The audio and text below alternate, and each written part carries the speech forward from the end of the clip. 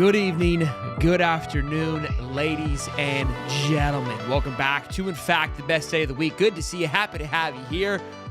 March Madness is finally arrived. We have a jam-packed week in store on Friday. We are going to be live all day long from 12 to about the sun goes down to the end of the Florida game, at least, at Best Bet here in St. Augustine, Florida, off of I-95 and exit 311, I believe. Come see us. We're going to be all overalled up, jamming out, having a good time. It's going to be a blast. Hope to have you there. We have a special guest, long awaited, Zach Goodall. Back in action, boys and girls. But before we do, I have some breaking news that Dave doesn't even know about. So I'm pumped because I haven't even told Dave yet. Dave's probably going, what's happening? What's going on? Listen, we get big sources around here, okay? We're well connected. We know a lot that's going on. So I do want to start by saying this. Back in June 2001, my first baby, this show, was born. All right? Obviously, High Top Sports was created. It was like June 5th. I don't even know the date, which probably makes me not good.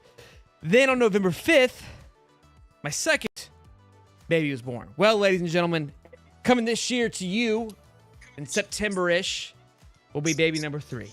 So, breaking news. The Walkers are expanding from not one, but to deuce. So without further ado, we'll go ahead and rock it in, boys and girls. What's up, Swoder? How we doing, big guy? Come on. Man, you're breaking some just some news right there. I don't even know what to say after that. I mean, I wanted to catch you off your toes. Yeah, Gators are in the SEC championship, or they won the SEC championship over the weekend in basketball, and now they're in the tournament. I think they played Norfolk State, and then on top of that, hey, almost 3 weeks away from the spring game, baby. It's Friday, or actually, it's Wednesday, not Friday. I want it to be Friday. It's Wednesday. It's our Friday on High Top Sports. Let's get it. Let's go. Yes, sir. Congrats, everyone saying congrats. Thank you guys for the love. Appreciate it. High Top Rook says, what do you say? $5 here. Quick load. Don't have a good day or else. Absolutely. Also, real quick, before we get Zach in here, boys, at the end of the show, we're going to be putting together our own High Top family bracket. So I'm going to be, throughout the show, putting a poll together for you to vote on which team you think you're going to win. And then I'll probably try to get as far as we can, and then we'll do it all kind of more chit-chat. So keep your eyes and ears peeled for that. Looks like Arkansas is going to take the first vote. We'll get the other one up here in just a minute. But ladies and gents, without further ado, my man Zach Goodall. What's going on, baby? How you doing? Good to see you, baby. I got the Swolder quiz going on. That's what I'm doing. There you go. Here, I'm going to put these back on for Zach. How about that?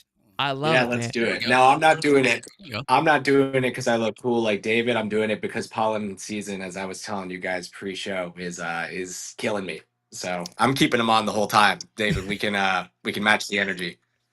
There we go. I'll keep him on for Zach. He looked fine. He looked high as a kite, but he looked fine. No, I'm just kidding. Dude, I was telling him before the show, the pollen, it's whipping everybody. And with it going from, it's 30 degrees one day, it's 90 the next, it's windy the following day. Like, you're getting torched. Your body's like, I don't know what day, what time of year it is. Florida has this in shambles right now, and that's why we love it. So, good stuff, man. But hey, welcome back on, and welcome back to Gainesville in Florida. All right, I give up. Hey, I appreciate it. I'm thrilled to be back on with you guys, and I'm sorry it's taken so long for it to all come together too. That's on me. It's been a whirlwind. Listen, you are a busy man. You hit the ground running, and so rightfully so, you're all good, and you're here when it matters most on the big news day. So we should have had you Huge news. We should have had you break the news. That would have been so cool. Nah, that was yours to break. That was yours to break, man. Shoot, but hey, congratulations, big time. That's awesome. Thanks, man. Thanks. The name Zach's in the mix. So just if you would have came on earlier, it probably would have ran with it. But hey, man, if it's still under consideration, that's a win for me. At this rate, High Top's going to be going on for like the next 300 years. Yeah, we'll just keep passing 300 years to the next one. Pass it down. I love it. Well, Zach, man, let's dive right into it. We got to talk, obviously, a lot of things Gator ball, spring practice. It's spring break this week, correct? It is. They had 4 practices open to us through last week. On Saturday, they held a 5th that we didn't get to go to, and then they sent them off for the week. These guys are out getting some rest, relaxation, rejuvenation, and I'm not. We're still here working. Yeah, I feel like, man, the beat writers, you gotta have like, I don't know, 48 hours off maybe for a little bit. And I think with gymnastics is this weekend on Saturday, I believe, the championships. You've got obviously Florida basketball happening Friday and Sunday, and then of course all the way until April 7th when the national championship is. So it's like it's a blessing in disguise because now you guys are going to be full pressed until who knows when. I don't know when your next time off, but we appreciate it. Yeah, yeah, man. I mean, for me at least, especially still getting back into the groove of things, it's I wouldn't have it any other way. I'll have time over the summer to go and take a little bit of time for myself. Personal question though, because obviously you went to the Jags, you left us for a little bit. That had to have been a great experience. Are you happy to be back? Did you miss the NFL? Is it bittersweet? Is it just I'm happy to still like where were we at with it? Dang, that's deep. My bad. Dude, love you, and I love following you wherever No, you go. So if you don't want to answer, we can save it for after the chat. But I just think it's cool, man. You crush it no, every it's which way. good. It's good.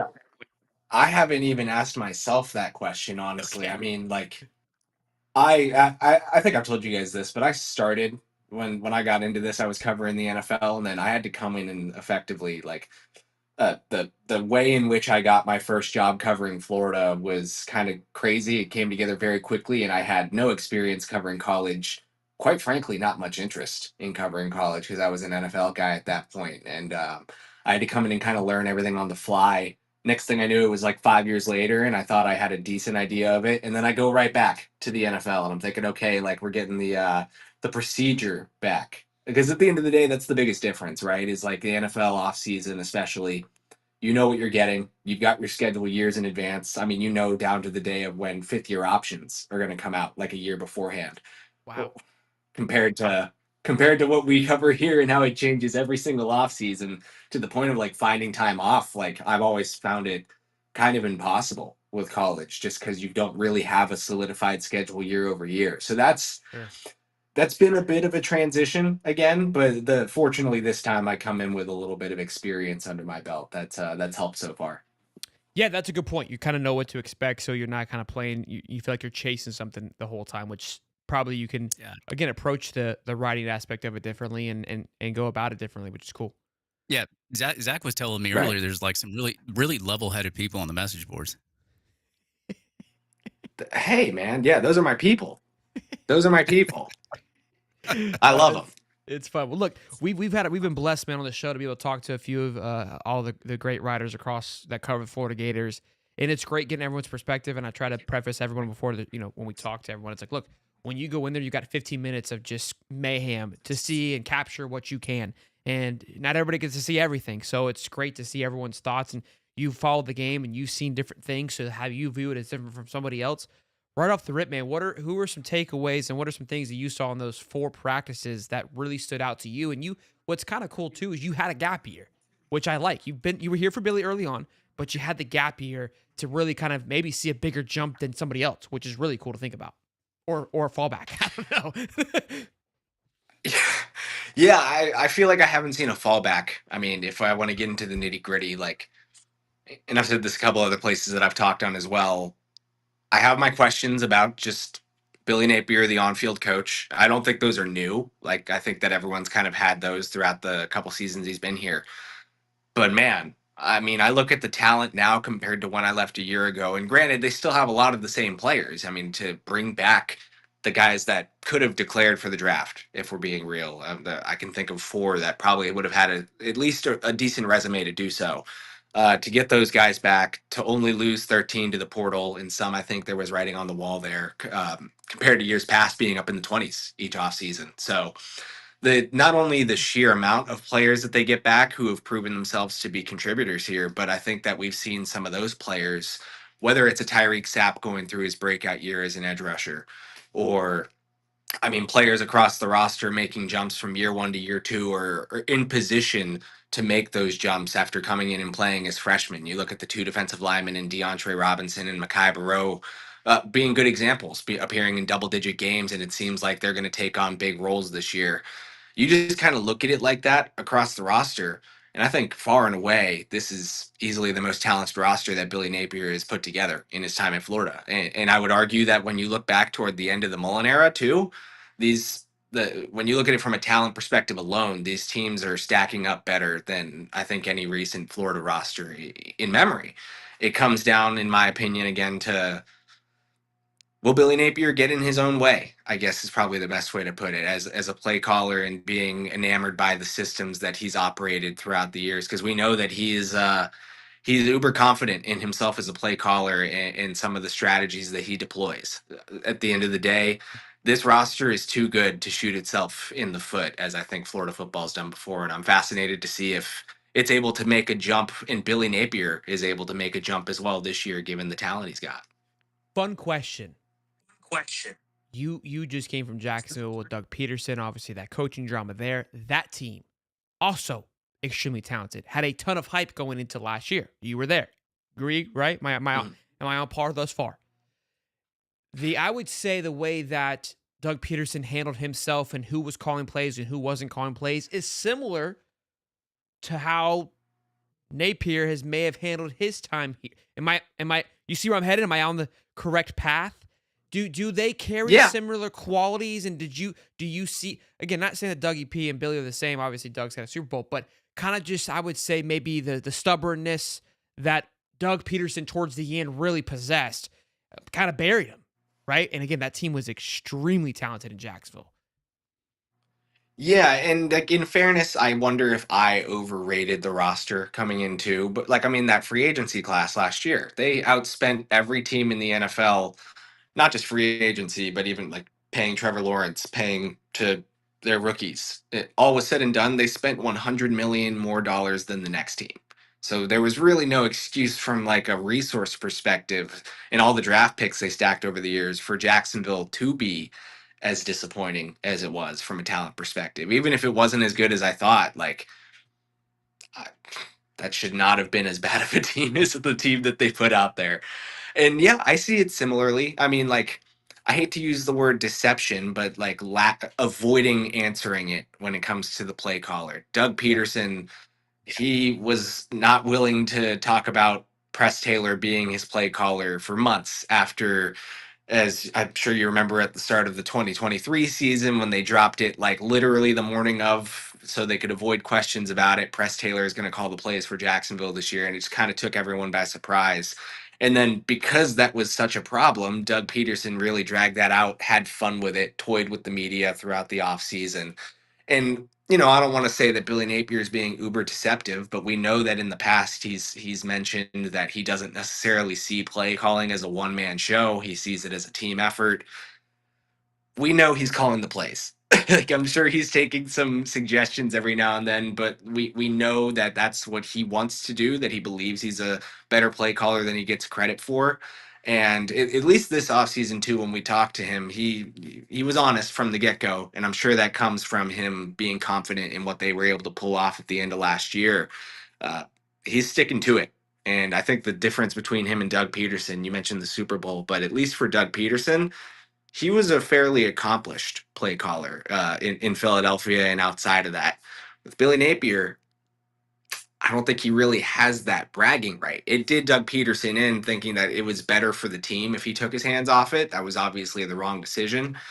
I don't know if Billy Napier's come close to that point of being able to sacrifice it. Just, I mean, from the perspective of he's not really proven to be a good play caller. So that's where I would flip it almost is like it would be better, as we've talked about before, for him to just take that responsibility off his plate. Because I think from a lot of other perspectives now, even though it's been a bumpy ride, I mean, we look at the talent acquisition again. There are things that Billy Napier has done extremely well at Florida. And if he were sure. to maybe take his hands off of the things that he's not done as well, who's to say that this team wouldn't be even better, wouldn't have even finished better last year? Look, Yeah. great perspective there from Zach. Go ahead, Dave. Yeah, I was going to say, I think that X factor there is DJ Lagway at quarterback. I mean, you look at, I guess the first year Billy Napier came in, he had a quarterback he didn't really recruit. Obviously, one heck of an athlete, not the best passer of the football, not really that accurate, but an athlete nonetheless. You go into year 2, 3, he has to get some guy from the transfer portal that maybe wasn't the first guy that he went after in the transfer portal, but he got good production out of him year 1, year 2. Didn't really go his way. He gets hurt. Lagway steps in, and then the offense kind of looks a little bit different. in a points per game perspective, more play making and all ability and all that. What I really am concerned about, and not really concerned, but what I really question is in year 4, you've acquired all this talent, especially the talent at wide receiver that we've seen coming in as freshmen who could start right away. But you have Aiden Mazzell, you have people like Jeray Hawkins, you have Eugene Wilson coming back. I mean, these are guys that have been in your system for at least 2 to 3 years and have given you some sort of production on the field. And we all know they run 4.3s and Hawkins running 4.2. I mean, you got a lot of speed out there. So now it's time to use it, utilize that, and hopefully you can get out of that 28, 29 points per game average that's been kind of creeping just in that whole little. I mean, I don't think we've ever hit 30 points per game since Billy Napier's been here. So maybe you get it to 30, Right. 35, and so forth, and hopefully the defense isn't giving up over like 25 points per game as well. What's cool is we had Lewis Murphy on Monday. Fantastic show. It was like 2.5 hours. It was just good old ball talk, just chit chatting it up. And Lewis I think we kind of had the same perspective of it, where that's more of an analytical way, which is nothing wrong with it, but more of just a number way of looking at how the play is calling. How I've always felt Napier's lack of struggle was his lack of awareness of the game. That's exactly what Lewis said. I don't believe he has the ability to kind of just feel the game. And he even kind of spoke to Urban about having that feeling of the game where sometimes it's emotional and knowing when it's time to, like, if 4th and 1, analytics say go for it. It's like, you got to take all these things in consideration. Do we just go 15 plays this way and 15 plays that way? And that's how I've always kind of operated. I gamble the same way, which probably is extremely unhealthy. But it's like, hey, did they get 8 hours of sleep last night? And did he come out with a mullet? Oh, he did. So those boys are going to win today. Like, that's Baylor did it, 4 or 5 years ago, won a national championship because they had the Mullet brothers. That's the only reason why. That you can't name anybody else on that basketball team. That is 100% the reason why. So those things still work. Data works at times too. But yeah, it was kind of cool to hear him say that. And I think that's my biggest concern, even going into this year, is which we talked about this time and time again, but his ability to adjust to the feelings of the game. Speaking of AR, I'm sure everyone's seen this picture, man. It's going absolutely viral of DJ Lagway just looking absolutely yoked. It's crazy. It's like you've got two normal people, right? And then you have an NFL quarterback and DJ Lagway. And if I'm being honest, it looks like two normal people, a decently sized human, and then DJ Lagway. Like AR be looking. Now his arms are behind the other guys, but DJ, that shoulder doesn't look to be bothering him at all. Zach, we gave you a shout out because you kind of had to remind our fan favorite Mark Long that, hey, no, there was news that his shoulder was bothering him before the season. I do want to pick your brain about that. Obviously, that he still has not thrown a football. Looks very good, but there's kind of murmurs saying that we don't think he'll be throwing the ball at all this spring. What are you hearing? What are your thoughts of him just looking fantastic? Shout out Tom. Long-term deal. Yeah. Long-term deal. Long-term deal. No, when you look at a picture like that, I mean, shoot, you look at him out in pads and a helmet in practice, not full pads, but shells. He looks like $1,000,000. He's out there jogging to sometimes running kind of fast. I don't want to say full sprint, but like he looks like $1,000,000. Yeah, I'm wondering what it is too. And I pointed out the shoulder. Now I do want to add to that. It was just, and Mark's my guy. I know that he's not everyone's favorite, but he's someone I've gotten to know for a while. So I didn't mean to like throw him bucks. But like we drove it for you. Don't worry. Like,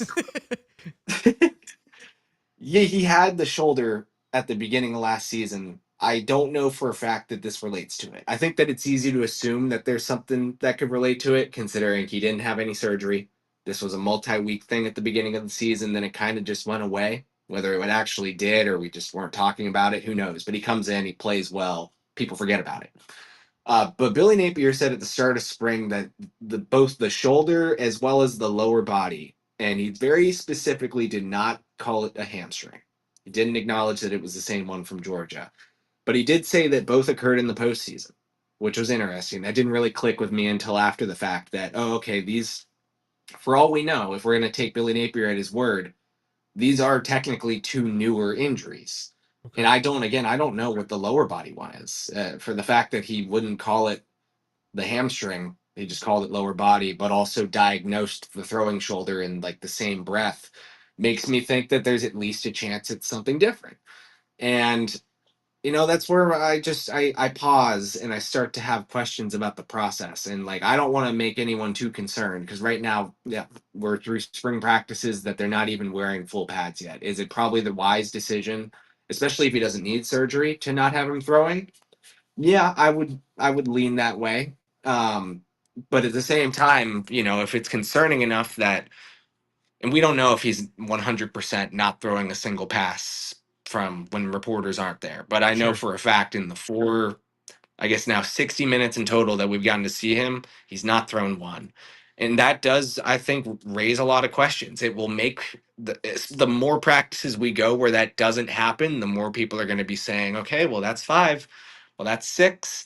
What are we, how much longer are we thinking until he'll be able to throw a pass in front of us? Are they afraid that it won't look good, that it'll cause concerns when videos of him throwing the ball, maybe not as powerfully as he typically does, gets out there?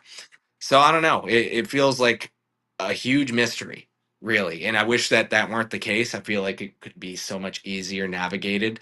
Um, just say that he's gonna miss some time, and that's what it is, and don't have him out there going through his simulated footwork and doing like the shoulder twist throughs and everything because it looks like he's close and it's giving people the impression he's not, or that he is close, I should say. But then again, like, we'll go back out there on Tuesday, and if he's not throwing again, especially after spring break, then all of a sudden I think panic will ensue. I think that's probably the more likely outcome here.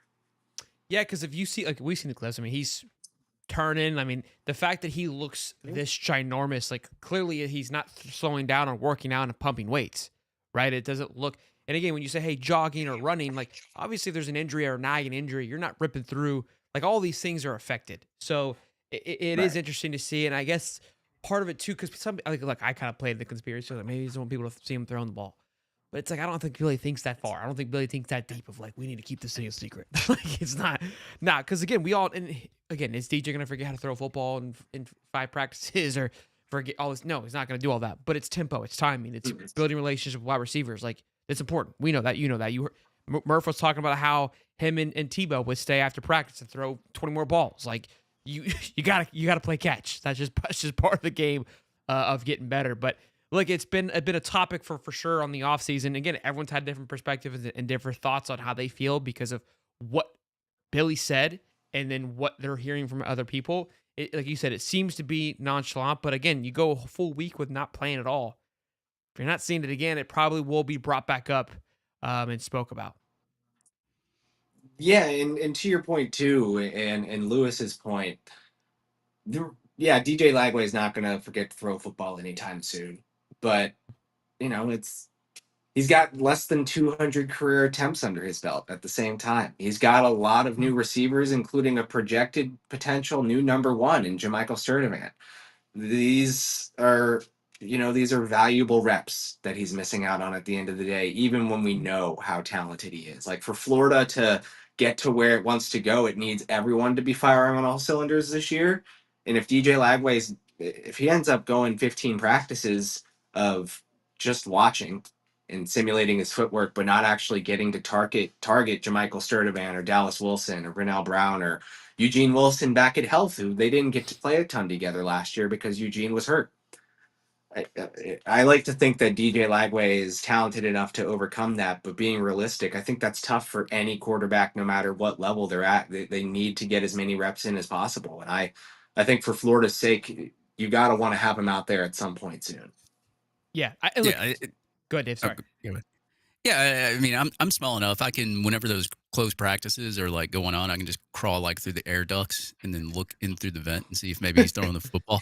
No, but we've heard Billy Napier. We've seen Billy Napier in the past. Obviously put people in black jerseys just as precautionary, and not necessarily that they're extremely hurt or they're injured or they can't play. It's more of a precautionary thing. Is it Billy Napier saying, okay, well, maybe he does have an issue with his shoulder, but it's minor, and maybe he is throwing in the closed practices just to see, maybe where Lagway is every single week. We don't know that either. I mean, there's just a lot of factors and a lot of things you could, I guess muster up to that. But at the same time, you make a good point. I mean, if he's not throwing the football, that's valuable time he has with his receivers to get more familiar with them and everything else. So, um, obviously, that it's an unknown. I was told he was fine, but from a closer source, but what's fine? Is it just is it something? There's something wrong there, but nothing's broken. I mean, what is fine? So, uh, uh, anyway, I mean, you just never know in those situations. I'm not too worried about it. I don't stress out about that kind of stuff. But at the same time, like you said, getting more familiar with your receivers is very vital and important, especially during the spring, because you're going to have obviously summer and then fall camp and all that. So I heard that they were just going to cut off at the elbow, so they weren't. They're not even go that far. yeah, yeah, a little bit of an amputation. Yeah, just it's over the elbow. So he still has this part of his arm. So I don't know if the shoulder's gonna be fine. It's the elbow we Yeah. gotta be concerned about. He'll still have 3 fingers. Yeah, and for the lower body at the knees too. Yeah. He Oh, can man. still run. Yeah. Yeah, Look, you know what? I'm gonna go back on Twitter, and there's gonna be Miami fans saying, you know, when he had his arm around that guy that was the coach, it looked a Wasn't little there. tender. it was just the Well, it shoulder. wasn't. It looked a little tender right there. I love how he hit it in the foot. I mean, not that he did it on purpose, but look, you know, it's kind of we've kind of got past it. I mean, in a healthy way. I think it got a little bit of smoke when the quote came out or the sound bite, but there was a lot of voices that kind of pushed out and said, "Hey, we don't think it's that serious." And a lot of people have said, "Yeah, it doesn't appear to be." But again, I agree with you. That's the only concern that I have. Hopefully, they're throwing behind closed doors and they just, like you said, maybe there might be a little off here and there, and they don't really want to deal with. Because here is the thing: what if he does look a little off and he's fine, but it's just like a little knick-knack? That's going to create more drama than this with us just creating a what if, right? So in a way, maybe not. I do want to talk to you about, from you obviously been there, and it's cool hearing your perspective because again, you had that leap year. Who were some standout guys, top two guys on defense and offense that have really just captured your eye? Again, and you having a big gap in between is really cool because you will see either a jump or see somebody who's new to a position that you followed last year. It's like, man, this guy's really stepping up more than the, not to knock on the last person, but still standing out to you. Yeah, I mean, I put it on Twitter the other day, so the offensive guys won't be a surprise, I don't think. But Dallas Wilson and Vernell Brown the third, and I know it's easy to choose the freshmen. I think it's particularly easy to choose a wide receiver in the settings that we're able to see him in because they're running routes on air and doing different stuff. But I think both of those guys easily look like borderline to. I understand Florida fans being upset that they were removed of their 5-star status at the end of the cycle, at least based on where you look. Because I think that both of those guys can make impacts as freshmen outside of just a couple of games. And I know that this is a thick or a stacked wide receiver core, like we were talking about earlier. Uh, but both of those players are capable of playing now, in my opinion. And sure, Vernell Brown's a little wiry and smaller, but so is Eugene Wilson. And he came in and caught 61 passes as a freshman, I'm pretty sure. And I think Vernell Brown could do the same thing if he's given those kinds of opportunities. I mean, he's been playing varsity football for 6 years, going back to when he was in middle school. Even at a small school, like he was going up against bigger players. Obviously, I mean, it goes without saying his bloodlines. I think the kid eats, sleeps, breathes football. He knows football inside and out, and you can see that in his polish as a route runner. He's obviously extremely fast and quick, but I really see it shining through when he's breaking into like intermediate to deeper level routes. You see a second gear when he's pushing to a safety.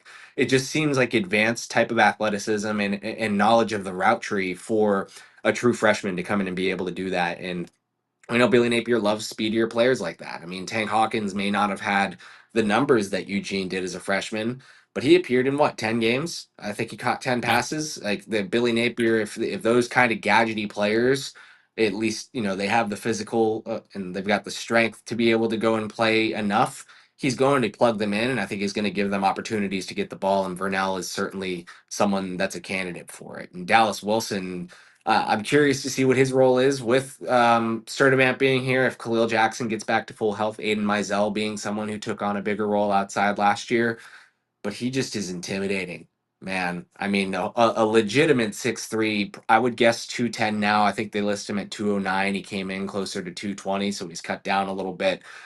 You see the catch radius, you see the strength at the point of attack and going up and just contesting balls in coverage, or even if he's not in coverage, but he's attacking maybe slightly misplaced balls. Like he is able to go and make a play on a pass. And that's exactly what I think the scouting report said on him. It's going to offer something different to this offense. Even though they've got these bigger body players, I don't think any one of them really wins with physicality to the point that Dallas Wilson is capable of. I can try and think of Hold on, two hold on. So defensive this was ones because Dallas that I you're kind of saying went that, on a not tangent Studervant, there. not Studervant. Dallas That's for Dallas. That's Dallas. the six, That's the Dallas. 210 and 6'5" and the catch radius. I think he's 6'3", yeah, 210, and the catch radius is legit, man. I mean, it's like even in these routes on air portions, but like at the sideline especially, some of the plays that he's been able to stretch out, contort his body to make some of these grabs that he's had. I think he's really impressive. Look, I don't. They seem like easy picks, like you said, just because you obviously they carry the stars and all those things. But like for me, like an LJ McCray wasn't somebody that really was like. I mean, he was talked about, but I think that room was really stacked, so he fell back. And as look, you would hope so, in compliment to the room. This wide receiver room is stacked, and we had high expectations, and Dallas did too. And I mean, he's been highly talked about. He honestly carries the same hype that DJ did last year. Like somebody who can literally come in and be a just absolute game changing player. Like Jeremiah. Look, I'm dying on it. He's Jeremiah Smith, not is, but has the components and the features to do what Jeremiah Smith did last year for Ohio State. Will it be more or less? Listen, what Jeremiah Smith was unreal. I think that'll be really hard to duplicate. When Witten won a national championship and had a massive impact in that. That's gonna be really hard to live up to. But if you can cover at least half of that, it is an extreme compliment. And then again, to the credit of this room, isn't like it's just some wide open room. I mean, Eugene Wilson, obviously a guy that was kind of that big impact player. Studervant, which was highly, again, he was looked at very promising going into the NFL, a top 15 wide receiver. So he's going to bring a lot of presence too. For him to be in that conversation of like, hey, he's legitimate. I mean, we've got to be excited. And again, it goes back to our conversation about DJ. Well, we need him throwing the ball to him, okay, as much as possible.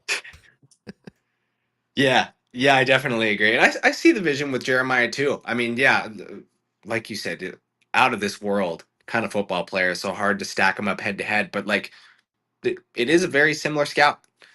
I think Jeremiah was what 6'3", 215, coming out athletic enough to burn you, sharp enough as a route runner to get you off the stem.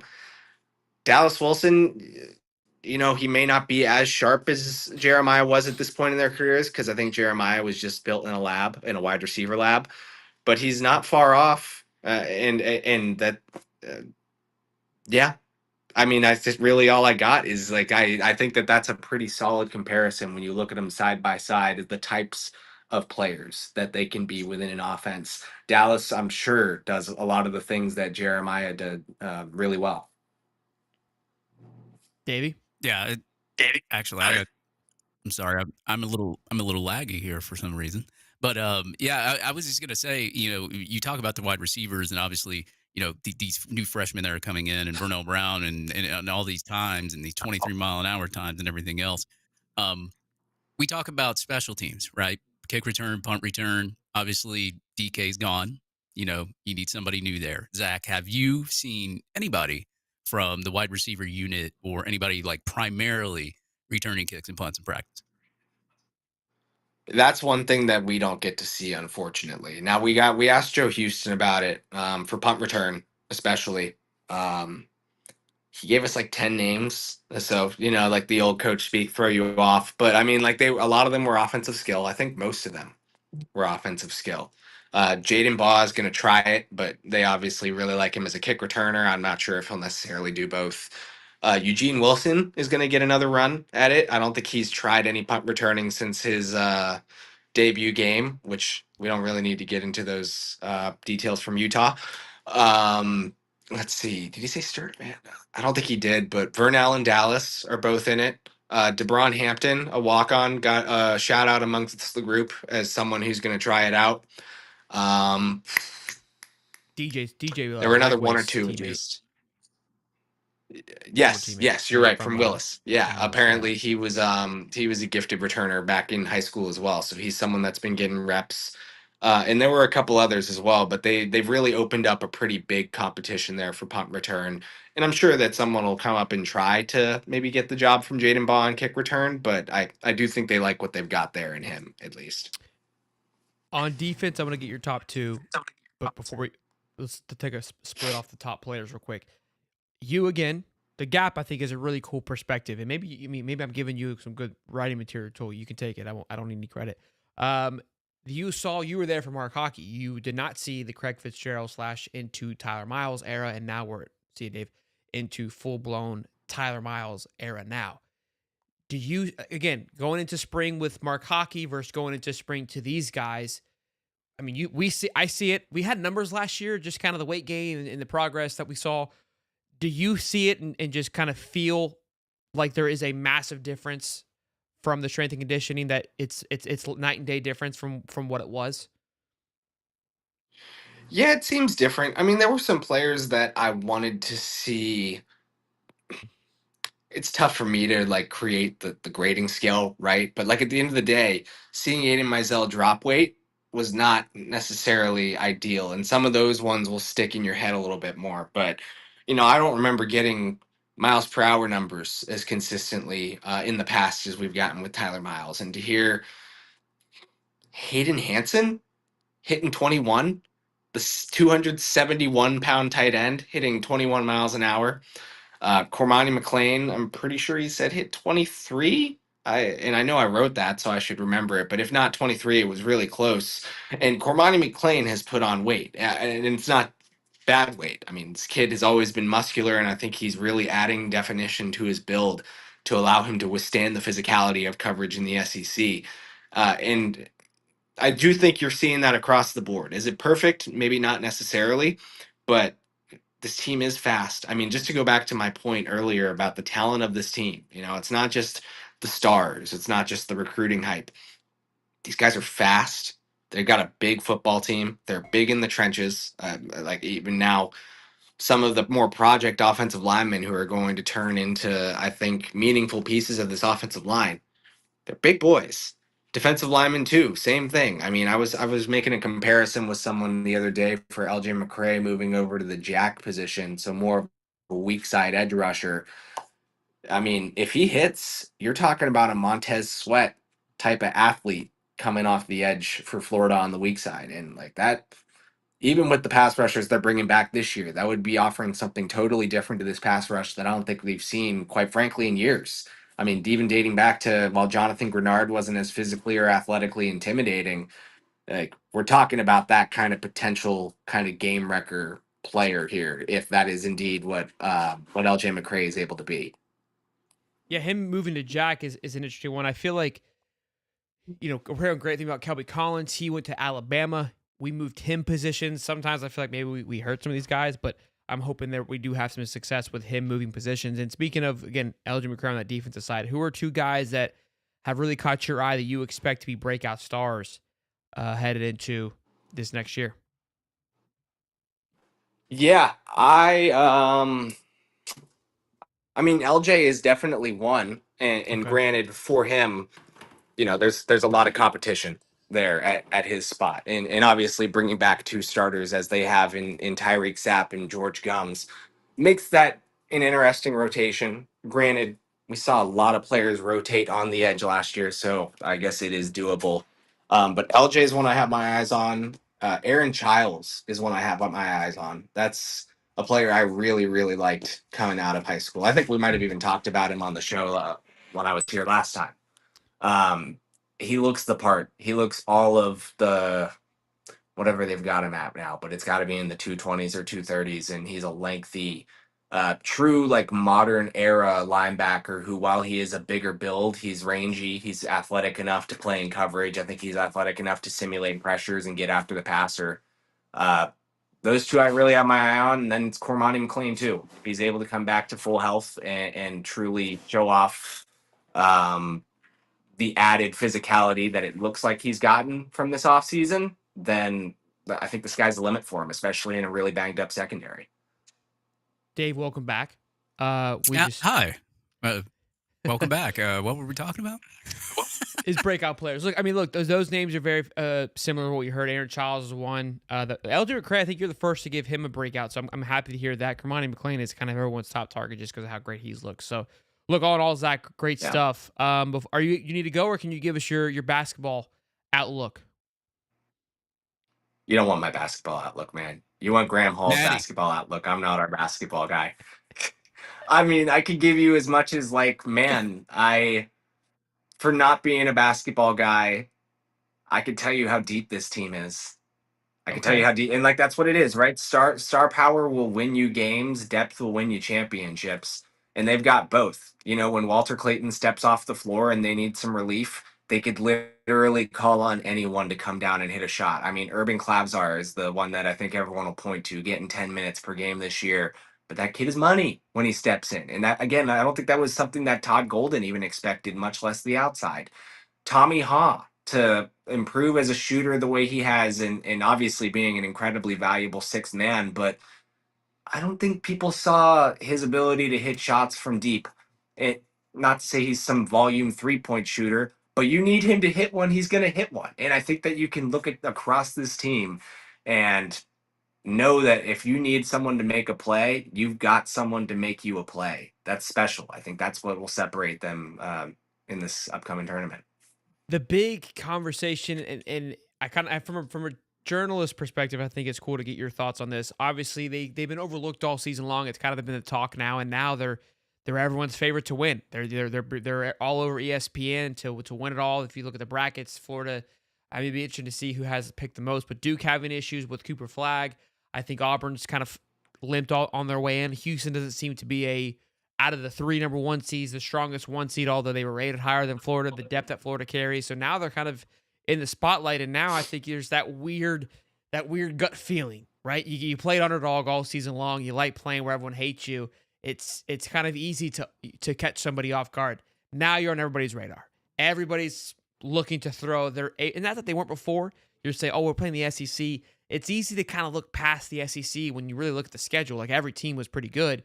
But now, when you roll into this game, our focus is this is the big dog, and so they're going to be throwing probably things they haven't been thrown before.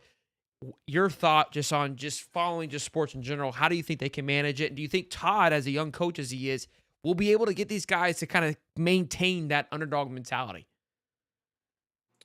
Yeah, I think that he's done a good job of it already, and I think that there's been a real unselfishness, and I know that can be overblown, but I mean, again, to the depth perspective, I don't think anyone has a problem with taking a step off the court to let someone come in and make plays on this team. I think that we've seen that shine through.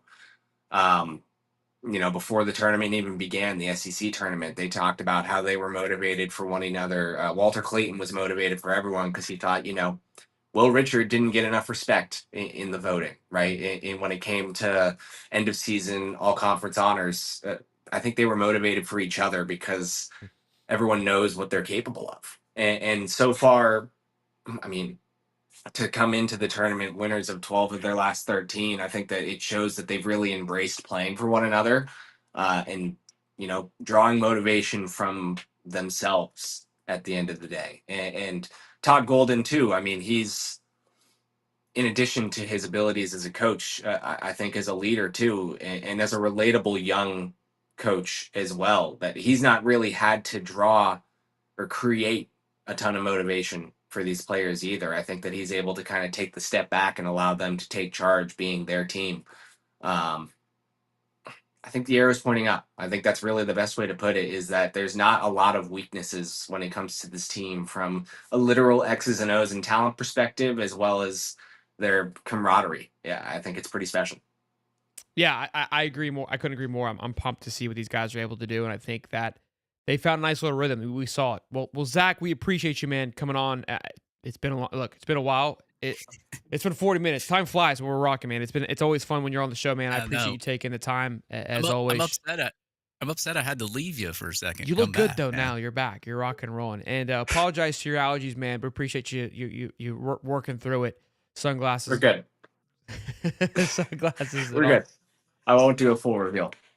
Yeah, you're good, man. But Zach, tell them where they can find you. New home back here in Gainesville. Tell them where they can give you a find and where they can keep up with your articles on the bird and whatnot. That's right. I am over now at Swamp 247 with with our dream team of writers, Graham Hall and Blake Alderman alongside me.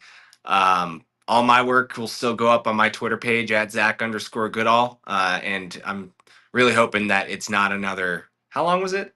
how long has it been since last time? I mean, probably close to 11 months, 10 months, something like that since I was last on here. I'm thinking like it'll be a lot better if it's more like 10 to 11 days and I come back and see you guys soon. Agree. Well, you switched teams, Yeah. so it wasn't necessarily your fault. Wasn't necessarily your fault. I know. And I saw I you know. at one I of the still missed you games, guys. which was great. And look, I told Yeah, fan Miami. base- Miami. Yeah. Look, Tough look, day, look, tough Shelton. day. Zach is very well demanded around nationally. Okay, so he has to go where he has to go. The guy's on sometimes, and then he just comes Feinbaum, back. Saturday He Night loves Florida. Live. He's got to squeeze his pencils in. I did tell Cam, I go, look, we go have a pretty good year last year when Zach's not here. If we drop the ball this year and you go to my Jags, they have a atrocious year. Zach, you might have to go. Okay, if things don't, I get it. we might I just get send it. you somewhere. It We'll makes- send you to Georgia. Okay, Yeah, there you go. But hey, I come back and now Florida's a 1 seed in basketball. Maybe I should focus my efforts there. No. Leave, That's what leave it was. Leave it be. We needed Don't we needed touch Zach it. back. I think you being We're gonna back. win a natty in Just don't basketball, write natty about in football. But I'll credit. them Yeah, having success I to bring you bad being luck back. to football teams. It's just football. Zach, you the man. Pleasure as always. Yeah, I agree. Great seeing you, man. Great catch up, and we will have you back on. Obviously, after the spring game, we'll have to pick your brains. Unless something crazy happens during some of these spring breaks or these spring practices, we'll be in touch. We know where to find you. Without a doubt. Good to see you guys. Appreciate you. You too, man. See you, Bubba. Right. Zach Goodall, See you, ladies Zach. and gentlemen. Great Yeah. stuff as always. Great content, and he's always a lot of insight. Dave, we appreciate you coming back on, man. You look fantastic, boys. 270 strong. I mean, like you pay for gigabit internet, and they give you like 5 megs out of it. So you have to do some things and You look rework great some now. things out. It looks like you almost Yeah, have a thank you. little. Yeah, you look fantastic. It Jesse looks like Rowland, 1996 earlier. $20. Much love to all. Happy best day of the week to everyone, and shout out to High Top Family. That show with Murphy and Roy was top tier. Keep killing it. Blue and orange till we die. Man, the feedback on that show was impeccable. It was just to summarize, everyone was like top show of all time. And I got to tell you, being a part of it, it felt like it. And I'm glad that you guys all felt the same way. It was 2.5 hours. Didn't feel like it.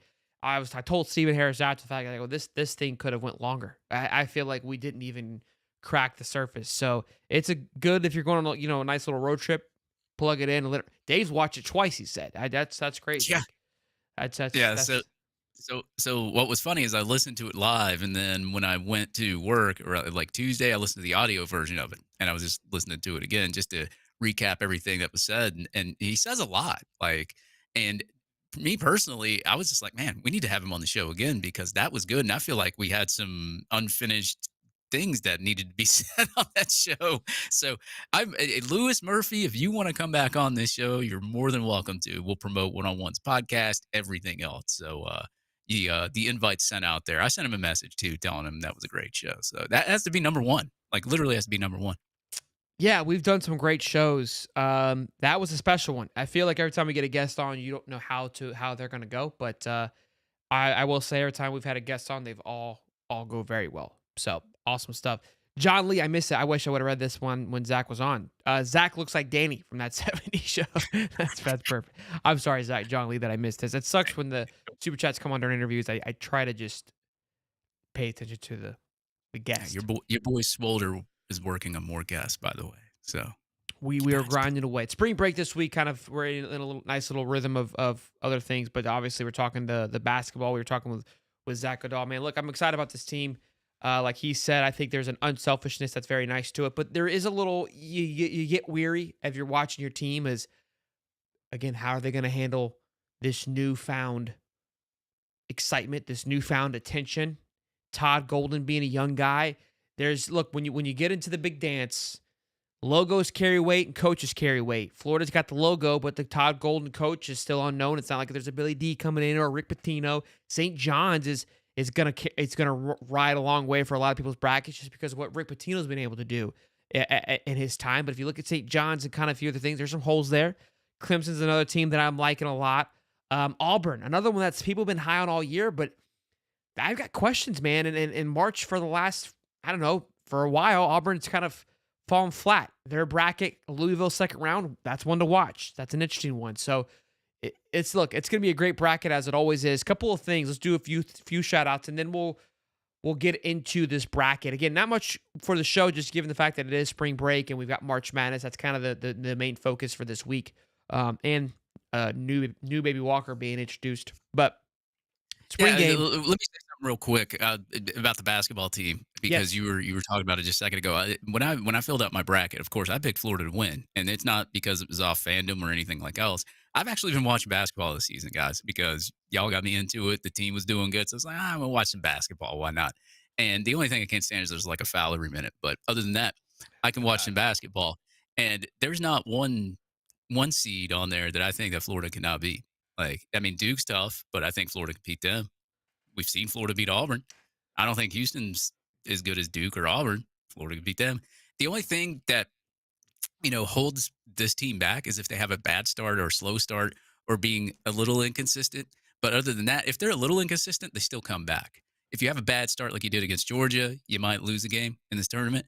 But, man, when this team is on and they're playing their game, there's nobody in the nation that can beat them. Like, literally, I'm so amazed at, like, some of the things that I see out of this team.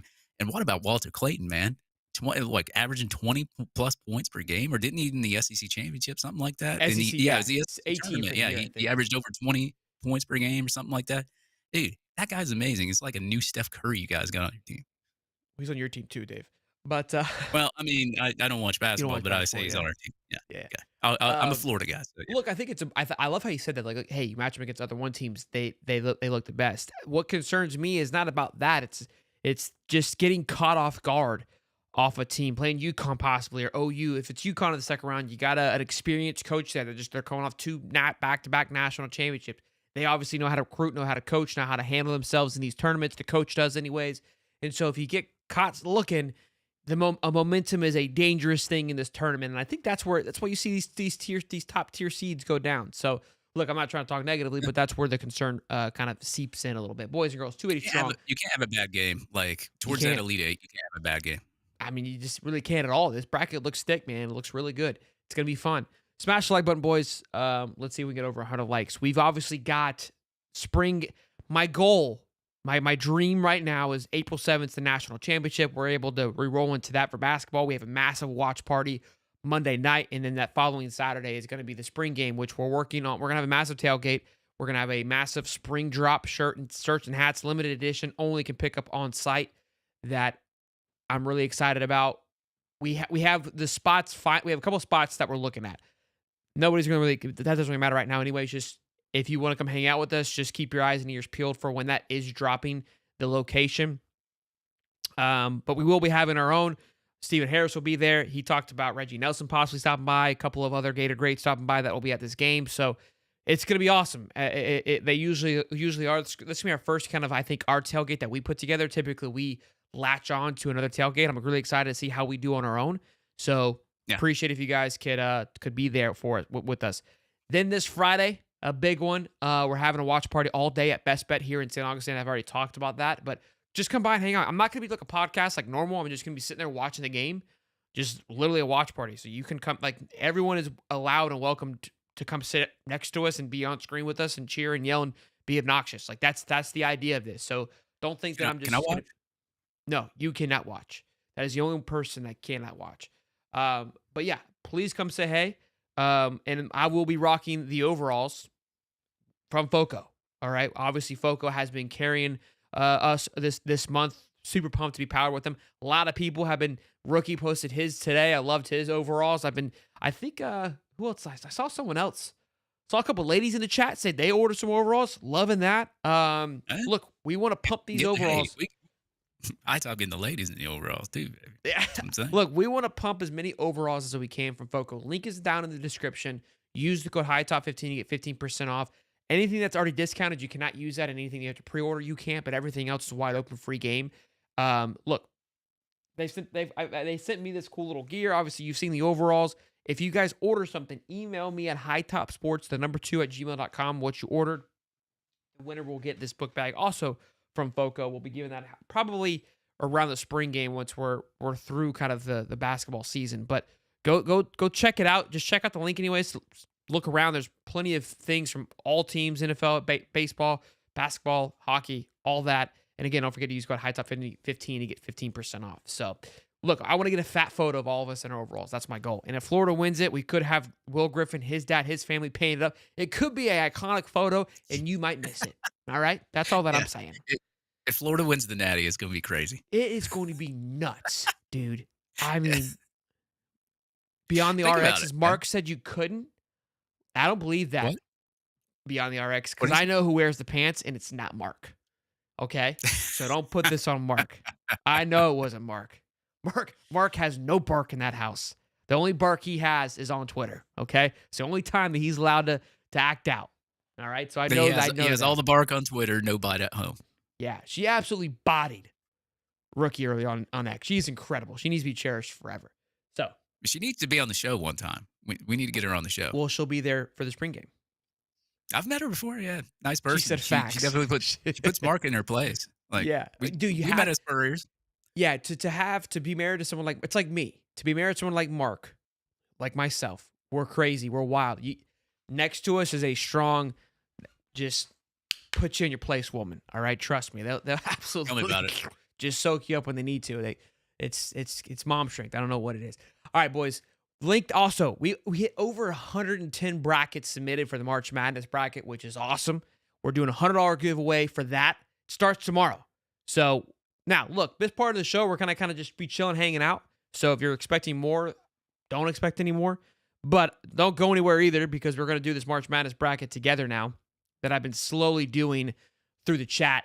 I'm starting to get a pattern here. Nobody's picking any upsets. So I think what I might do is just pick all the low seeds until we get to this next round where it gets a little tighter.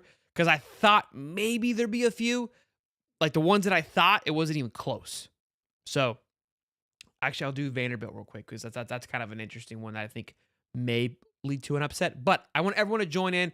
$100 to the winner and a $100 coupon from Alma Mater. They're sponsoring our tailgate on top of this March Madness. So again, this is one of my favorite time of year. If you guys have been following along, we've done this every single year. It's an absolute blast. I think we're going to smash the record for most brackets ever submitted.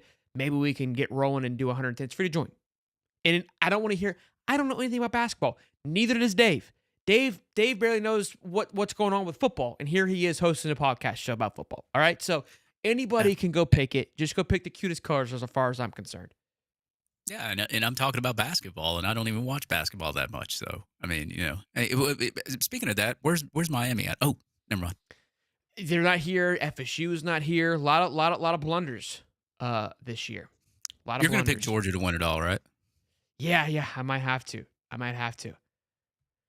All right, let's. We've got Vandy's running away with it like I thought they would. They got a lot of favorites. I figured that's going to be an interesting one to watch. I picked them. Yeah, I think it's a good one. I think it's a good pick. I think they've kind of looked a little good at the end here. I do want to go again. This is the high top family bracket. It was interesting last year. I think everyone picked Florida. The family picked Florida to win it, which last year wasn't really a good time to pick Florida to win it. And that bracket did pretty good outside of that pick.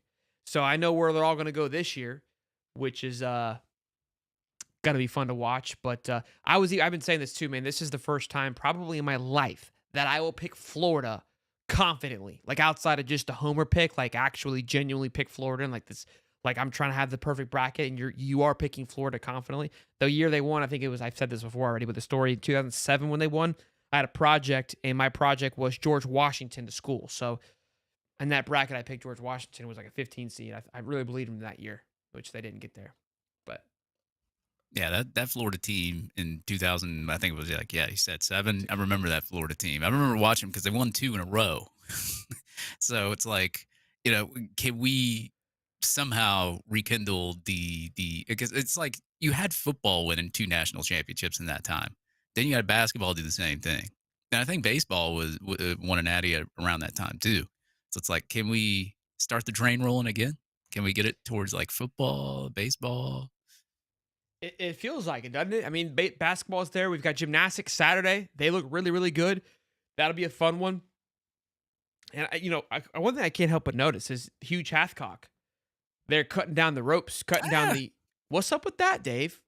Somebody who was heavily... he's back on Twitter and everything else, man. He's getting a little bit more comfortable on social media, man. Maybe he needs to, exactly, just probably maybe tone it down a little bit, because John Ruiz is back, so maybe he needs to, you know. Well, we had the drama with Rashada from the football perspective. So I don't know if he stepped away from that, but I would like if he came back, given the success we've seen with basketball. No, I was just kidding about the Ruiz stuff, but yeah, it is nice to see Hugh Hathcock back on at least on X for the time being. Obviously, I'm sure he's been very heavily involved in the NIL and basketball as well. So it's really cool to see him cut down a piece of the net. And, hey, man, I miss Hugh. The last time I saw Hugh in person was at the Billy Napier speaking tour, Billy Napier's first year when they came to Sandy Springs in Georgia. That was the last time I seen that dude in person. So really, really nice to see him back. People are asking who's Hugh. Hugh Hathcock is a massive donor. He was Yeah. one of the early donors that dropped. I mean, I want to talk about a pretty penny when it was just the Gator Collective still when Eddie was running it. Correct? Yep. Yeah, it was he and because he started. What was the? It was a different. Maybe it was a different. Hold on. Like it was different than the Gator Collective. What was it? It was kind of the whole idea that Hugh started his own collective in a way. I think actually it was Gator Guard. Gator It's called Gator Guard, Guard. where it was like the thought of what I remember was like the way that it was advertised was for bigger donors like Hugh, right? Like it was targeting more corporate investments, where the collective was the collective was more of the fan interactive experience, right? Yeah, yeah. So like Gator Collective had more of the fan interactions, and then obviously Gator Guard was like your high rollers that are donating massive amounts of money to NIL. So yeah, I mean it was rolling there for a while. Obviously, we know what happened with Gator Collective, and then switches over to Florida Victorious and all that. So, but as I said, man, it was good to see him. Like maybe he needs to come back. Hey, man, can you send some cash over to Please invite football, him man? back. Matt Larson says best show on YouTube. Shout out Matt, thank you man for the love and support. Thanks, Matt. Daniel with Dad said y'all really not picking Memphis. He's getting frustrated with people not picking these teams. Look, man, this is what I realized pretty quickly too. Is like who I think should be an upset. There's a majority here, right? And so there's more people that feel a certain way than the norm. Is this your bracket? This is the high top family bracket. I'm running a poll on Twitter, or excuse me, on YouTube right now in the comment section. So everyone who's watching the show has an impact on this. And when it gets closer to it, I'll say it out loud. But right now, we just kind of work through it as we're chit chatting here. And Texas Tech has just took a massive lead. I thought it was going to be Mizzou here. Good thing I waited a minute. 15 votes in, and Texas Tech has taken the lead. Again, I'm not giving much time to vote just so we can kind of get through it. But look, Texas Tech's leading the way. They'll go ahead and get the dub there. It almost was Mizzou. I thought they were going to pull away there. Then we got Arkansas and St. John's there. I thought there was going to be an all SEC pick 'em here. Who's your final four? Don't they give out like $1 million or something if you have like the perfect bracket? Which has never happened before. But yeah, there is a survivor pool. My buddy Tyler, he'll be on the show on Friday. We've seen him, or FSU guy. It's a survivor pool, which I think is really cool. And you have to pick a winner each day. Who you think is going to win that day, obviously. The caveat is once you pick them, you can no longer pick them. And you also, meaning you don't want to pick Florida round one because ideally you expect them to win, so you have to wait for them to win. So each day you're picking somebody to win, and you're losing options with each passing day because obviously you can't pick the people winning on top of who's being eliminated. So because you can kind of maybe you come to like the final four or final Elite Eight, and you've picked 7 of the 8, and you're down to one team. Basically, maybe you run out. Like it's kind of a cool way when you think about it like that. So, yeah, because I was gonna say if we have the perfect bracket, are we gonna just go like divide $1 million between like a whole bunch of people? I don't. If we have a perfect, if what happens is what this bracket is doing, I think that there'll be plenty of perfect brackets because so far there hasn't been an upset. I don't believe so. I'd imagine someone's already done this if I had to guess. But yes, I will split it amongst all of the subs, Dave. I got you on that one. Super chat from a man Levi, $5 says, shout out to Shelton and his family, the newest addition. Congrats and blessings. Go Gators. And high top, 17 months strong. Let's go, baby. Thank you, man. Thank you, Levi, for the love and support, Bubba. And I think Levi's been dying for a hat. Dave keeps leaving the show. Dying for a hat. We will have a limited drop for high top hats. Need to get me a new computer. Yeah, something, dude. I don't know Limited what's drop going on here. happening on the spring game. That's up, which I am excited about. Well, guys, I hope you enjoyed me being on the show. I know I wasn't here long because of the internet, but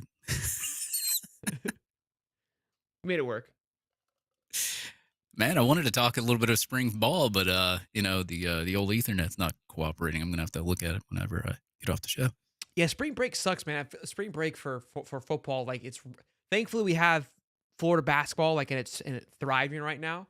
But I feel like it's like right at the worst time. Like we just get rolling, like everyone's kind of getting their feet wet. We're getting articles, bang, bang, bang, bang, bang, and then we just go cold turkey for a week. But again, if there's a week to go cold turkey, this is a week that I would be okay with going cold turkey on for sure. Here we go. We got Dave Ole is Miss. lagwaying too early. Ole Miss first big upset. There we go. I'm gonna go ahead and take that in now. We've got 230 and only 16 voting boys and girls. If you're watching, let's keep out of here. We're doing Michigan and Texas A&M next. This is another great one here. I gotta tell you, I gotta be honest. I think I got UC Michigan. San Diego taking down. Michigan. I did a bracket where I have UC San Diego and Yale going after it. Yale took down Auburn last year in the exact same side in the South. I want to, yes, exact same spot. They played in that South column, South bracket. Yale was a 13 seed. Auburn was a 14 seed. And Yale won. And I want to say whoever that 12-5 was, a 12-1 that game too.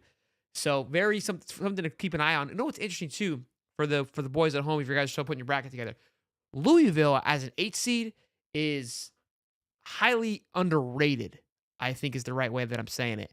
They were number 10 in the AP poll this past Tuesday. Listen to this. Louisville was 10th in the AP poll. These teams were behind them. Michigan, Ole Miss, Iowa State, Clemson, Wisconsin, Oregon. And all those teams, Clemson's a 5 seed, Oregon's a 5 seed, Wisconsin's a 3 seed, Iowa State's a 3 seed. All these teams that are behind Louisville in the AP poll got 5 or higher seeds, and Louisville got 8. And they played in the ACC championship game. It makes zero sense. Zero sense. Yep. It was kind of like when they were deciding to make us a 1 seed, and we just kept beating the crap out of everybody, and then they were like, okay, we'll make them a 1 seed. It's like, how many teams do we have to beat? Like, we beat A&M, we beat Alabama, then we won the SEC championship, beat Tennessee. And it's like, okay, now they're a 1 seed. Close. We only lost 4 games. It was We close. lost 4 games. Not as egregious, but close. We have a 50-50 split with A&M right now in Michigan. Whichever team gets the next vote, I'm picking. It's 50-50 right now. 20 votes. I need a vote, guys. Let's go. There it is. Michigan's got it. Bang. Put me over the edge. That was. I kind of want. Okay. All right. 2 more votes. I picked Michigan. I just didn't pick it on the YouTube. All right. All right. Michigan's got pulling away here. That was a close one. Look, I like Louisville over Auburn, boys. So let's see if we can get the chat to get it together here. Louisville over Auburn. Who Dave, while we vote, can you look and see they played earlier in the year? Can you see who won that matchup? I think Auburn did. Louisville and Auburn? Let me look. Because I do not know. Let's see. Auburn. They lost to Duke. Shout out Ben Chase. Ben Chase just said, congrats on baby number 3. I was like, it's baby number 2. I thought was baby number 3, but thanks, man. Thanks. 3's that I might be MIA if it's 3 boys. I don't see Louisville on here.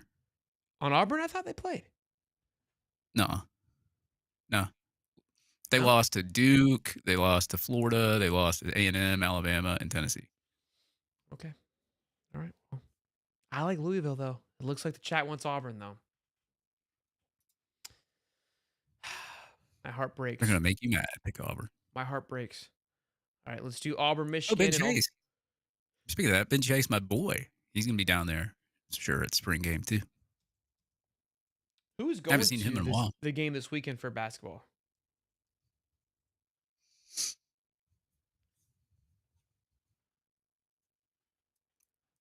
Shelton, what are you gonna do with 3 kids, man? I talked to. It's only 2 guys. Chill out. Chill out. Well, we got to 3 do Migos? Gonzaga, Georgia too. I got to do that one. What's that? I said 3 Migos. Third one coming. No, I think we're cutting it off. I think 2 might be the two's the magic number. Two's the magic number. 2's the magic number. What do you think, boy or girl? I don't know. What? Let's see. We'll just go girl. How about that? Oh, where is the Florida game? The basketball game's in Raleigh for the first round, and then they go to San Francisco, which is atrocious. Now you're gonna have to deal with the siblings fighting and all this other kind of stuff. I don't know if you're ready for that, Shelton. I know he's already getting a little. I had to call him a dickhead a couple times today. He gets alone. That's mine. Oh, I just want to elbow him in the head. You're gonna be 40 years old and be like all stressed out, but he'll be a teenager by then? He said I was listening at 3x speed and got it twisted. He'll be 3 in November. So yeah, he'll be pretty. I would say he'll be pretty well established before the baby can be kind of annoying to him. I don't think it's gonna be. He's still gonna be like he'll be probably pushing 4, 5 before this kid is kind of where he's at now. So at 5, he's going to school. He's kind of got a little more of a established to himself. He's still gonna be nuts. I'm thinking another boy too. I'm feeling pretty good about it. We already got the name picked out. I think I can tell y'all the name for the boy. Levi the girl. He said try 3 fighting 2 years apart on all 3. That's perfect. That's a sweet spot. We've for the girl, we don't have the girl name yet, so hopefully it's a boy. Just Levi, your hair looking like mine, like receding a little bit because of that. I'm sure. Kids are the best, man. Kids are the best. I can imagine if I had kids right now, my hair would probably be gone. You'd be bald. I'd be a bald dude on here. No, it brings the youth back out, man. It kind of makes you want to stay young. Well, I love it, man. I wouldn't change it for the world. That's why we went. It was kind of cool. I mean, we're boys. Just so we're all clear, I think we're aware where we're at. We're putting the bracket together. If you're listening on the car ride, appreciate you. We'll keep you entertained as best as we can with your ears. We're putting a bracket together. Okay, we're using the. We're talking about babies and shit. Yeah, I mean, we're just hanging out. We're putting the bracket together. So hang out, relax, grab a brewski if you got a long drive. Well, so far, let me give you the lead A, and then I'll tell you about my baby stuff. We've got in the South, Auburn, Michigan. That's being voted on right now. In the West, the Florida bracket, we've got Florida, Maryland, Texas Tech, and St. John's left. We haven't gone through that yet. On the right side, we got Duke. That one's a lot more. The whole right side, we got a lot of work to do. So we've got some time until we get there. But looks like Auburn's going to make the first Final Four. We got a close one, though. We've got 23 votes. Auburn's leading the way. Looks like they're going to pull it off. Auburn going to the Final Four in the high top family bracket. I know Florida. I'm not even going to bother with the Florida game because we all know how this they're going to vote this here. Channel's going to be 100% Florida votes everywhere. Yeah. There's no point even wasting our time there. But I do remember like when she told me we were having a kid, I was pumped.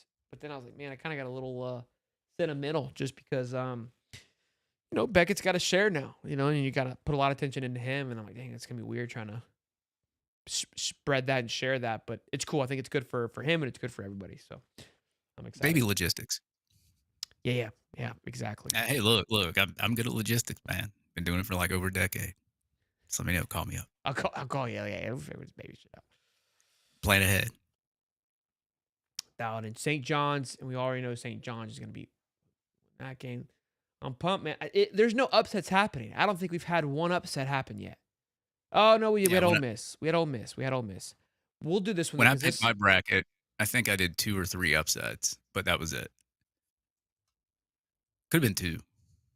The Gonzaga Georgia one's interesting. We'll see if they go SEC homer or if they just say F Georgia. That'll be a fun one to see. Clemson Purdue is a good one. I think Clemson could pull that off. I think last year, I made a few picks where I was like, hey, I disagree. I didn't do that this time. Maybe I should have. I think I would have made Dangle with Dev happier if I did. Wouldn't it be funny if like Georgia got all the way to like the 8 or 4 and we played them again and we just like put 30 on them like we did last time?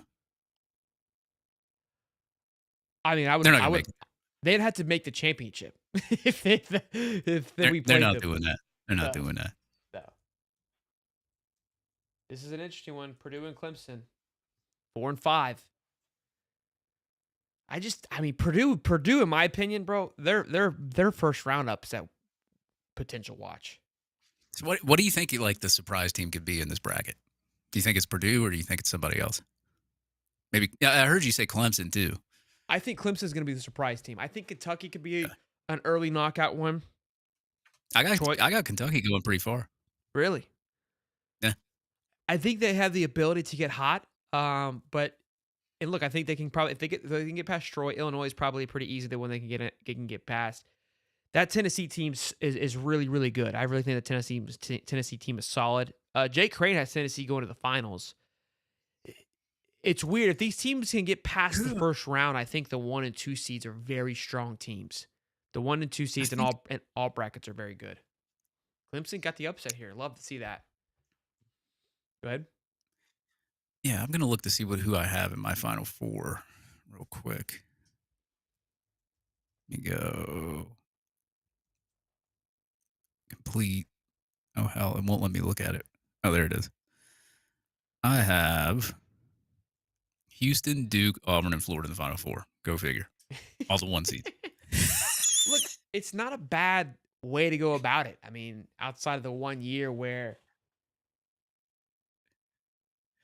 I think out of those 1 seeds, though, I think Houston's like the worst 1 seed, and then I would have like Auburn, Duke, Florida, something like that. But yeah, I think Bama could probably get up. Honestly, I think Tennessee is probably a better 2 seed than Houston. Yeah, usually, yeah. So I agree. I think Tennessee will actually make it out of that bracket. I think they're the best seed there. Again, Clemson's a sneaky one to watch out for. Look at that, Kentucky. you know, That's not an upset.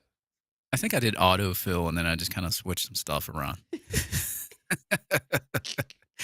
I was looking at like percentages and points per game and defense, and I was like, I think this team will win. Here, let me pick them. I think my mom did the same thing. Oh, there's another David S. in the chat. It's not That's me. David Street. Well, David Street. Welcome. He has David Florida over Turquoise. Bama in the Natty.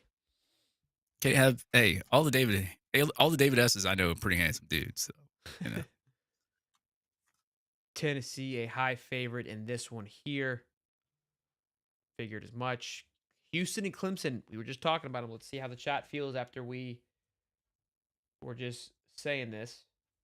We see an upset. You know what is interesting to see this how the chat is voting, and I'm not putting like seeds with it. Well, I guess they could see it on my screen. So bad take there. Bad take. Well, the thing with Tennessee, their defense is pretty good, but like there's games where they just don't score a lot of points, but then there's games where they completely whop the crap out of somebody. I mean, it's more consistent that like Tennessee scores a lot more points and all that, but they just have some games where you're just like, man, like you played like that. I agree. I think that Tennessee team is can be very good and also just super cold at times too, that's where I still like them over Houston though. I think if they get this far, I think they take down UCLA, Kentucky. It's a great path. It's a challenging path. Houston, I think Houston loses to Clemson. You're gonna have orange on orange battle, I think, which would be awesome for TV wise. But look at this. Houston, Tennessee is a tight one here. 50-50 going into 12 votes. I love it. I think we gotta pick Tennessee here, boys. Is that Ziegler guy play for Tennessee? He's good, man. The Ziegler dude? Yeah, the little short point guard. Yeah. Oh, Tennessee's pulling away. Love it. How is it that like the really short people can shoot the threes really well? I think it's the eyesight thing. You should. I mean, you can tell us. Wow, maybe I need to play basketball to try to shoot some threes. I'll have like 2 trips down the court and run out of breath. All right, we got Arizona versus Oregon. Oregon's one of those. What am I talking about? I'm 7'6". What am I talking about? Oregon's one of those teams that could go first round to Liberty, but I also would make a big run. Arizona is one of those teams that's kind of always in there, but I don't know how good they are this year. Man, I might change my pick from Houston though. I got some time. Right? What was it till tomorrow? Till tomorrow at noon, technically. Yeah. You got time. I haven't even submitted mine yet. I gotta get it at it. Just autofill it, man. No, I can't do that. I got So what do we Ducks in got? the We got Elite 8 more teams. We Yeah, got we're 8 getting more there. outcomes. We've got 3 of the Final 4. We got Tennessee, Auburn, Florida. We're in the top right bracket now. We got Duke, Arizona right now. We got to do BYU and VCU first round matchup. I think a lot of people are going to pick BYU, but 6-11 is one I feel is always an upset potential. And When so I I think heard Ziegler, I thought of like Dolph Ziegler, like the wrestler. Oh, wait, I think it's Ziegler. Dolph Ziegler. Ziegler. yeah, the arch they can put is better than tall people. That's why tall people can't shoot free throws because they're looking at the rim. You know what I mean? They're shooting directional versus up at something. It's like when Condon gets up there, I'm like, damn it. Yeah, he's rough. He's not horrible though. He's not horrible. I would say Nah, he's not Shaquille O'Neal, but he's decent. that kid from Mizzou, bro. Talk about bricks. That boy ain't got a shot to save his life. Yeah. It's ugly. All right, I'm gonna go with Bama, Oh, Wisconsin. You guys seem to be on that path. I'm gonna go Duke and Bama. I think that's how you guys are gonna vote it. I just got a feeling based on. All right, so who we got going to the Final Four? Duke versus Bama.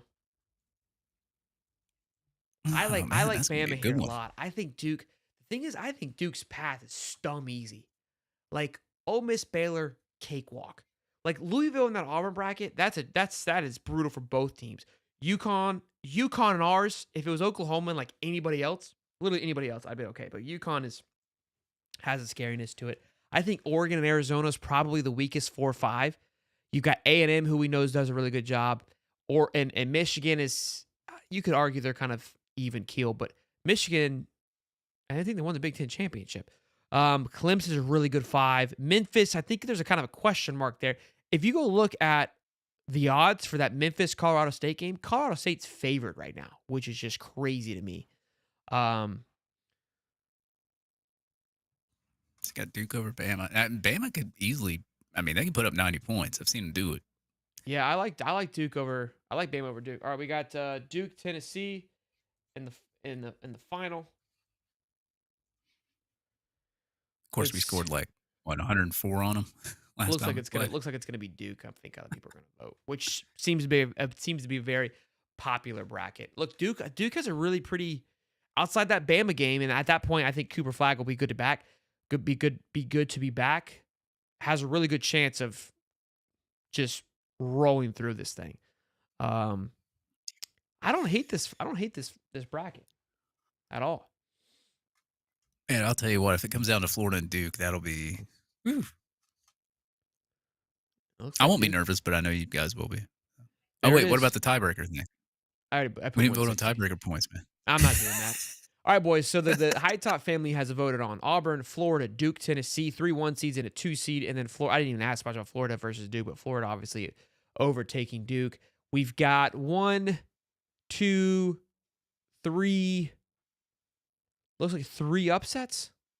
I don't hate it. I think it's a nice, healthy amount of upsets. Yeah, I've got 2 or 3 on mine, but I might change my Houston pick. I got it. 169 just because it's 69. All right, bet. Yeah, we're gonna vote on 1 point all the way till 160. So everybody vote real quick. Just kidding. Great stuff, boys. All right, mine's at 165. Boys and girls, fantastic show. Great Wednesday, best day of the week. Again, reminder, first thing coming up, though, we've got Friday. Come see us at Best Bet St. Augustine, located off of I-95, exit 311 and 207. Then on Tuesday, I will be at Jacksonville at the Jumbo Shrimp Stadium to watch Florida versus FSU, so come see us there. All good stuff happening over the next couple of weeks. So, and I'll do our best to live stream all the Gator games as they continue on in this tournament. So if you guys want to watch us get absolutely buck nasty, you know where to find us. Shout out to Foco. Shout out to everyone who joined in today. We love y'all. Y'all be good. Be safe. Hopefully I see a lot of you on Friday. I'm Sheldon. That's David Swalder. Until next time, baby. Peace and love. Stay up.